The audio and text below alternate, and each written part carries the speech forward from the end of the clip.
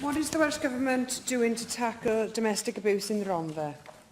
Yes, we continue to implement the commitments set out in our National Strategy on Violence Against Women, Domestic Abuse and Sexual Violence across the whole of Wales, as well as supporting the regional boards to deliver on their strategies at both a local and a regional level. As a former employee and a board member for Cwm Women's Aid, I've got first-hand experience of the seriousness and the impact of domestic abuse.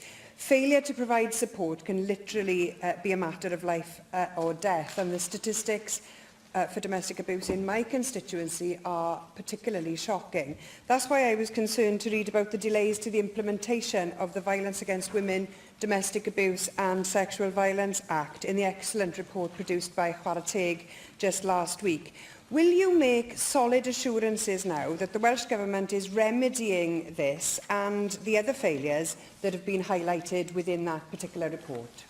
Yes, well, since I came into this portfolio, we've got the new national advisors appointed, we've got the guidance for the local strategies published, we've got a comprehensive communications campaign launched, which I know the member is aware of, that This Is Me and the Don't Be a Bystander campaigns being part of it, for example.